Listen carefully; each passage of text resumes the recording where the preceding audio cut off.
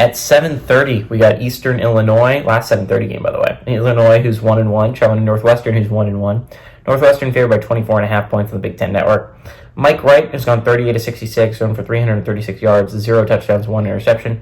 Cam Porter's had 29 carries for 157 yards and 2 touchdowns, and Bryce Kurtz has had 8 catches for 120 yards. Northwestern is not long for me talking about them world. 1-1 football teams typically at this point in the year, they're in danger of being stopped talking about for a long time. Northwestern is not going to fall victim to that this week in all likelihood. This is an Eastern Illinois team that is not very good, but Northwestern's coming off a rough one against Duke. Right? Duke gave them every opportunity to win that football game. They muffed a punt. They threw an interception. They failed on 4th down, and they fumbled the ball. Everything that could have gone wrong, theoretically speaking, went wrong for Duke.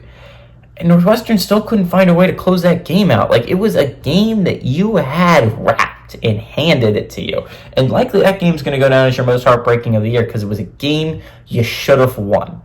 And games where you look back at it and you're like, how did we lose that? Are so much more heartbreaking than it was like, oh, we could have had that. How did we lose it? And that was I think, how Northwestern fans felt after the Duke game. How did we lose that one in double overtime? That's a rough one to lose in double overtime because it's a game you should have had. And it's a game you ended up dropping that you shouldn't have dropped. On the other hand, I think this is going to be a tough Northwestern team this year. I'm not super concerned about them getting to 6 wins. I think they'll get there fine. Northwestern's a tough defensive football team. That's where they built their identity. That's how Braun has built their identity. They're never going to outscore you.